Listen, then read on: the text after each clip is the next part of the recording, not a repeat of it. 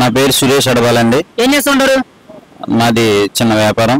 వ్యాపారం చేసుకుంటారు. ఇప్పుడు పిఠాపురంలో పవన్ కళ్యాణ్ గారు, వంగ గీత గారు పోటీ పడుతున్నారు ఎమ్మెల్యే పదవి కోసం. ఎవరు గెలుస్తారంటారు మాట? ఫస్ట్ ఆఫ్ ఆల్ వచ్చేసండి, మాది పిఠాపురం నియోజకవర్గం కాదు, కోనసీమ జిల్లా రాజోల్ నియోజకవర్గం. రాజోల్ నుంచి ఇక్కడికి వచ్చారా? రాజోల్ నుంచి పవన్ కళ్యాణ్ గారికి, తంగెళ్ళ ఉదయ శ్రీనివాస్ గారికి మా సంఘీభావం తెలపడం కోసం ఒక 4 కార్లతో ఒక 20 మంది వరకు మేము ఇక్కడికి వచ్చాం. అది మా జనసేన పార్టీ నుంచి గెలిచిన మొట్టమొదటి ఎమ్మెల్యే సీట్ మా రాజోల్ నియోజకవర్గం.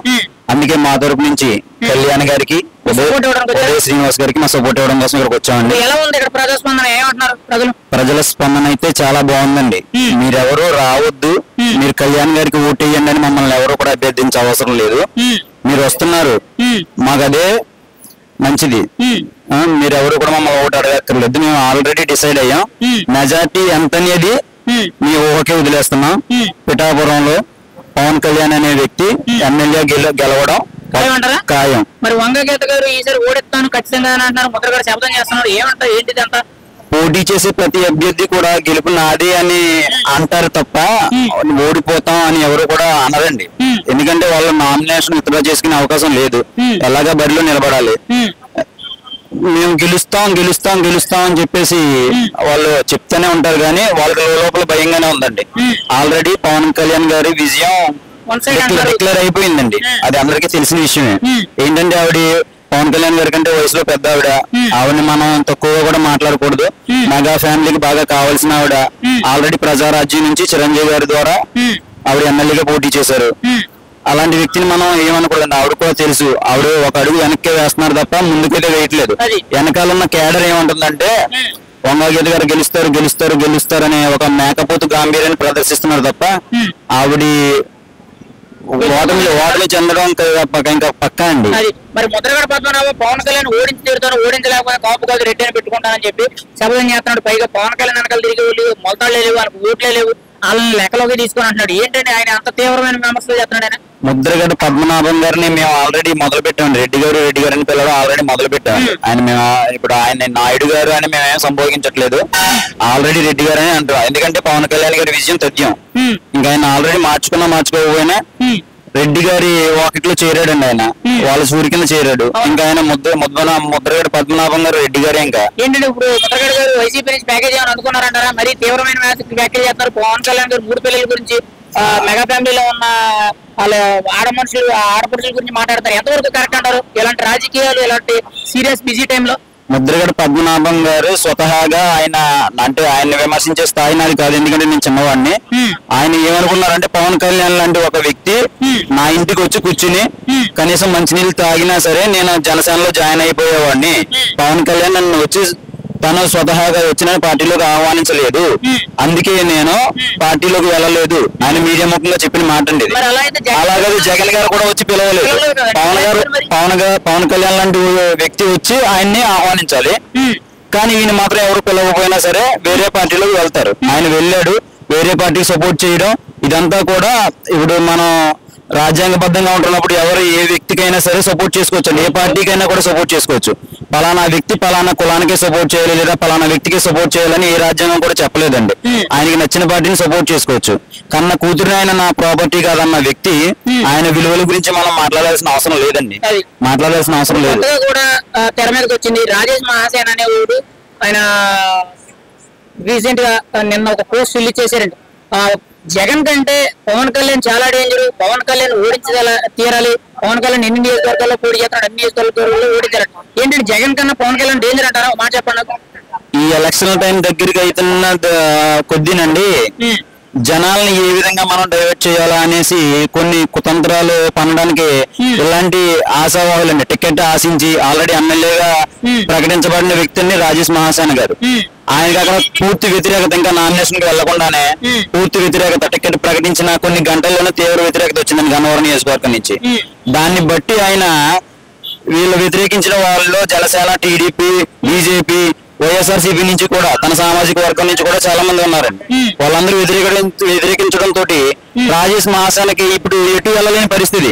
ఒక 2-3 నెలల క్రితం ఒకవేళ ఉంటే మళ్ళీ తను వైఎస్ఆర్సీపీ కండువా కప్పుకునే వాళ్ళేమో, కానీ సరైన సమయం లేకపోవడం వల్ల ఇప్పటికీ తను వైఎస్ఆర్సీపీలో ఉన్న నాయకులను తీవ్రంగా విమర్శించడం వల్ల ఆల్రెడీ ఉన్న మిగతా ప్రధాన పార్టీలో అతన్ని ఆల్రెడీ వ్యతిరేకిస్తున్న బట్టి ఈ పార్టీలోకి వెళ్ళాలో తెలియక ఒక నిరాశ నిస్పృహతో ఆయన ఇంకా ఎవరిని టార్గెట్ చేయాలో తెలియక తనకి టికెట్ రాకుండా చేసిన పార్టీలన్నింటినీ కూడా విమర్శించడమే ప్రధాన అస్త్రంగా పెట్టుకుని ఇప్పుడున్న 4-5 రోజుల్లో తను ఇలా మాట్లాడడం చేస్తున్నారనేసి నా ఉద్దేశం అండి.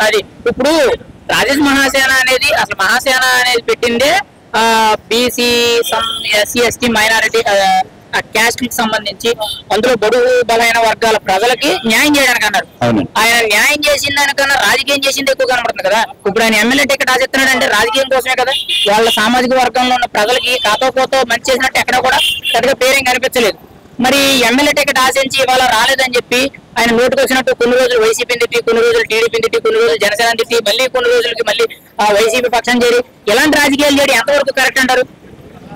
రాజేష్ మహాసేన అనే వ్యక్తి మనం ఆయన మహాసేన అనే ఒక చారిటీని పెట్టినప్పటి నుంచి ఒక మొదటి వీడియో నుంచి కనుక మనం చూస్తున్నట్లయితే ఒక ఊసర వెళ్ళి ఎన్ని రకాల రంగులను అయితే మారుస్తుందో అన్ని రకాల షేడ్స్ కూడా ప్రతి వీడియోని చూసిన వ్యక్తికి ఖచ్చితంగా అర్థమవుతుందండి. ఖచ్చితంగా అర్థమవుతుంది. ఫాలో అయిన వ్యక్తిని ఎవరినైనా అడిగితే ఆయన సామాజిక వర్గంలో కానివ్వండి, ఆయన అభిమానించే వ్యక్తులు కానివ్వండి అడిగితే ఆయన ఎన్ని రకాలుగా మారాడన్నది ప్రతి వీడియో చూసిన వ్యక్తికి అర్థమవుతుందండి. కొత్త వాళ్ళకి తెలియకపోవచ్చు. ఆయన ప్రతి వీడియో చూసిన వ్యక్తికి ఒక సామాజిక వర్గాన్ని టార్గెట్ చేసి పలానా అమ్మాయిని లేపుకురండి, పెళ్లిళ్ళు చేసుకోండి అన్న వ్యక్తి, తర్వాత మళ్ళీ అదే సామాజిక వర్గాన్ని పొగిడిన వ్యక్తి, కొన్ని పార్టీలను వైఎస్ఆర్సీపీలో ఉండి కొన్ని పార్టీలను తిట్టిన వ్యక్తి, మళ్ళీ అదే పార్టీలో చేరిన వ్యక్తి, మళ్ళీ ఇప్పుడు టికెట్ ఇచ్చి తనని కించపరిచారు, తీసి మళ్ళీ ఇవ్వలేదని చెప్పి కించపరిచారు, మళ్ళీ పార్టీలు అదే పార్టీలను టార్గెట్ చేసి పెడుతున్న వ్యక్తి, ఒక స్టాండ్ అంటూ సరైన స్టాండ్ అంటూ తీసుకున్న వ్యక్తిని ఎవరు కూడా నమ్మే ప్రసక్తి లేదండి. కొద్దిగా మనం విలువలు సంపాదించుకున్నాం అనే లోపే ఆ విలువలను దిగదార్చుకోవడానికి మాత్రమే ఈ వీడియోలు చేసి ఆయన రాజేష్ గారు ఉన్న విలువలను దిగదార్చుకుంటున్నారు. అంటే ఖచ్చితంగానండి, ఖచ్చితంగా ఇలాంటి వ్యాఖ్యలు చేస్తున్నారు. దీని వల్ల పవన్ కళ్యాణ్ గారికి ఏమైనా పోయేది ఏమైనా ఉందంటారా? ఏమీ లేదండి. 2014లో పార్టీ పెట్టినప్పుడే పవన్ కళ్యాణ్ అనే వ్యక్తి ఈ దిగజారు రాజకీయాలు ఇలానే ఉంటాయి, మనం చాలా మాటలు పడాల్సి ఉంటది, మన అమ్మని చెల్లిని మన ఇంట్లో ప్రతి వ్యక్తిని ఆడబడుచుల్ని తిట్టించుకోవాలి, అవసరమైతే తన్నులు కూడా తినాలి అనే ఉద్దేశంతో ఆయన పార్టీ పెట్టి ఇక్కడ ప్రజల మధ్యలోకి వచ్చారండి.